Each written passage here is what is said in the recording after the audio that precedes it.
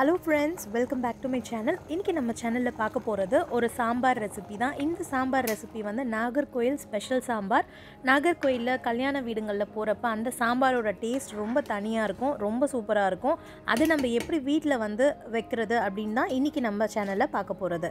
இந்த சாம்பார் பண்றதுக்கு நான் 1 கப் அளவுக்கு பருப்பு எடுத்து ஒரு அரை மணி நேரத்துக்கு ஊற வச்சிருக்கேன். இதுல வந்து பாத்தீங்கன்னா 2 கப் அளவுக்கு தண்ணி சேர்த்து ஊற வச்சிருக்கேன். இப்போ இதை ஒரு பாத்திரத்தில் சேர்த்துக்கலாம். சேர்த்துட்டு இதில் ஒரு 10 சின்ன வெங்காயம், அதுக்கப்புறமா 10 பல்லு பூண்டு வந்து சேர்த்துக்கலாம். அப்படியே இதில் ஒரு அரை டீஸ்பூன் அளவுக்கு மஞ்சள் தூள் சேர்த்துக்கோங்க.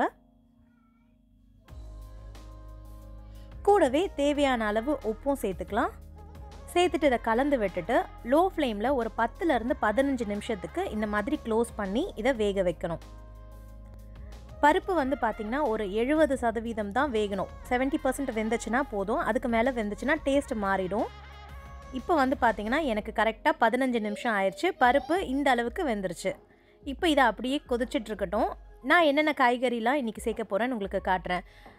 முருங்கைக்காய், புடலங்காய், கேரட், அதுக்கப்புறம் ஒரே ஒரு பச்சை மிளகாய் வாசனைக்காக, வெள்ளரிக்காய், உருளைக்கிழங்கு, பீன்ஸ், அதுக்கப்புறமா கத்திரிக்காய் வந்து கட் பண்ணிவிட்டு தண்ணியில் போட்டு வச்சுருக்கேன். கூடவே வெண்டைக்காவும் தக்காளியும் எடுத்து வச்சுருக்கேன். இது ரெண்டத்தையும் நம்ம தனியாக வதக்கிட்டு சேர்க்க போகிறோம். முதல்ல நம்ம கொதிச்சிட்ருக்க பருப்பில் கத்திரிக்காய், அதுக்கப்புறமா கட் பண்ணி வச்சுருக்க எல்லா காய்கறிகளையும் சேர்த்துடலாம். இந்த காய்கறிங்க வந்து பார்த்திங்கன்னா ரொம்ப குக் ஆகக்கூடாது, ஓவர் குக் ஆகக்கூடாது. அதனால் ஒரு 8 நிமிஷம் அளவுக்கு லோ ஃப்ளேமில் இது வெந்துச்சுன்னா போதும். இப்போ காய்கறிகள் சேர்த்துட்டு ஒரு கப் அளவுக்கு தண்ணி வந்து எக்ஸ்ட்ராவாக சேர்த்துருக்கேன். சேர்த்துட்டு இதை கலந்து விட்டுக்கோங்க. இப்போ இதை க்ளோஸ் பண்ணிவிட்டு ஒரு 8 நிமிஷத்துக்கு லோ ஃப்ளேமில் வேக வைக்கலாம். இது வெந்துக்கிட்டு இருக்கட்டும். அதுக்குள்ளே நம்ம மசாலா ரெடி பண்ணிக்கலாம். நான் வந்து பார்த்திங்கன்னா புளி வந்து ஒரு பாதி எலுமிச்சை பழம் அளவுக்கு புளி எடுத்து அதில் ஒரு அரை கப்புக்கும் கொஞ்சம் கம்மியாக தண்ணி சேர்த்து ஊற வச்சு அதை நல்லா திக்காக கரைச்சி எடுத்திருக்கேன். நல்லா இந்த மாதிரி திக்காக இருக்கணும் புளி தண்ணி.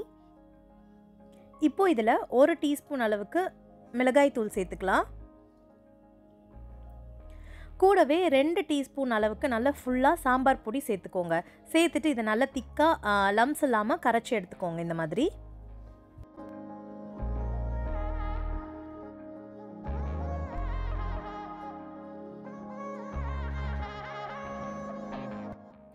இப்போது இதை நல்லா கரைச்சி எடுத்தாச்சு. இப்போ பார்த்தீங்கன்னா 8 நிமிஷம் ஆயிடுச்சு. நான் ஓப்பன் பண்ணுறேன். காய்கறிகளெல்லாம் நல்லாவே வெந்துருச்சு. ரொம்பவும் குக் ஆகாமல் கரெக்டாக நம்ம கடிச்சு சாப்பிட்ற அளவுக்கு இது வந்து வெந்திருக்கு. இந்த அளவுக்கு தான் இருக்கணும் இந்த சாம்பாருக்கு. இப்போது இதில் நம்ம வந்து கரைச்சி எடுத்து வச்சுருக்க புளி, சாம்பார் பவுடர், அதுக்கப்புறமா சில்லி பவுடர், மிளகாய் தூள் சேர்த்துருக்கோம் இல்லையா, அதை இதில் சேர்த்துக்கலாம். சேர்த்துட்டு இதை கலந்து விட்டுக்கோங்க. இந்த ஸ்டேஜில் உப்பெல்லாம் இருக்கா அப்படின்னு சொல்லி பார்த்துக்கோங்க. இது வந்து ஒரு 5 நிமிஷத்துக்கு கொதிக்கட்டும். இந்த மாதிரி இது கொதிச்சுட்டு இருக்கும் போதே நம்ம தாளிக்கிறதுக்கு ரெடி பண்ணிக்கலாம். ஒரு கடாயில் வந்து நான் 3 டேபிள் ஸ்பூன் அளவுக்கு எண்ணெய் சேர்த்துருக்கேன். எண்ணெய் கொஞ்சம் தாராளமாக சேர்க்கும் போது சாம்பாருக்கு டேஸ்ட் நல்லாயிருக்கும். கூட கடுகு, சீரகம், வெந்தயம், காஞ்ச மிளகாய் இது எல்லாத்தையும் போட்டு நல்லா பொரிய விட்டுருங்க. ஒரு அரை டீஸ்பூன் அளவுக்கு பெருங்காயமும் சேர்த்துக்கலாம். கொதிச்சிட்ருக்க சாம்பார்லேயும் கொஞ்சம் சேர்த்துக்கோங்க, தாளிக்கும் போதும் சேர்த்துக்கோங்க, வாசனை நல்லாயிருக்கும். இதில் ஒரு 2 சின்ன வெங்காயம் குட்டி குட்டியாக கட் பண்ணி தாளிக்கிறதுக்கு சேர்த்துருக்கேன். கூடவே கருவேப்பிலையும் சேர்த்துக்கோங்க. இது நல்லா பொரிஞ்சு வரும்போது நம்ம கட் பண்ணி வச்சுருக்க வெண்டைக்காவை இதில் சேர்த்துக்கலாம். வெண்டைக்காய் சேர்த்துட்டு மீடியம் ஃப்ளேமில் வச்சு ஒரு 2 நிமிஷத்துக்கு நல்லா வதக்கி விடுங்க. இது மாதிரி எண்ணெயில் வதங்கும் போது சாம்பாரோடு சேர்ந்து கொதிக்கும் போது வெண்டைக்காய் வந்து ரொம்ப குழஞ்சு போகாது, தனித்தனியாக இருக்கும்.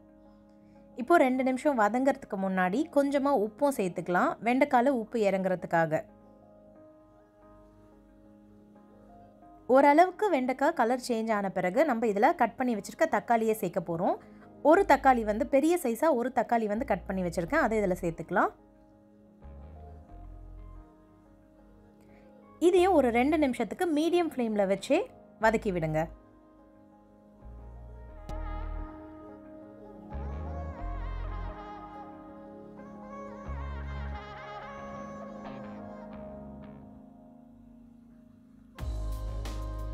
இந்த மாதிரி நம்ம தக்காளியை கட் பண்ணி பார்த்தோன்னா அது நல்லா கட் ஆகும். அந்த ஸ்டேஜில் நம்ம தாளிச்சிருக்க இந்த எல்லாத்தையும் எடுத்து கொதிச்சிட்ருக்க சாம்பாரில் சேர்த்துக்கலாம்.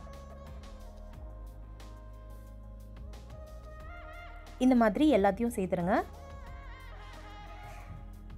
இப்போது இதை ஒரு 2 நிமிஷத்துக்கு கொதிக்க விடுங்க.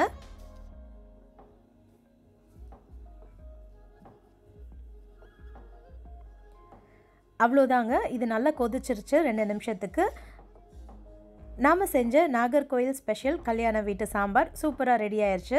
இது வந்து சாதத்துக்கு மட்டும் இல்லாமல் இட்லிக்கு கூட ரொம்ப சூப்பராக இருக்கும். கண்டிப்பாக வீட்டில் இதே மெத்தடில் நீங்கள் ட்ரை பண்ணி பாருங்கள். எப்படி வந்துச்சுன்னு உங்களோட ஃபீட்பேக்கை கமெண்ட் செக்ஷன்லையும் ஷேர் பண்ணிக்கோங்க. இந்த ரெசிபி நீங்கள் ட்ரை பண்ணி உங்களுக்கு பிடிச்சிருந்துச்சுன்னா உங்கள் ஃப்ரெண்ட்ஸோடையும் ஷேர் பண்ணுங்கள். அப்படியே நம்மளோட சேனலை ஃபர்ஸ்ட் டைம் பார்க்குறீங்கன்னா மறக்காமல் சப்ஸ்கிரைப் பண்ணிக்கோங்க.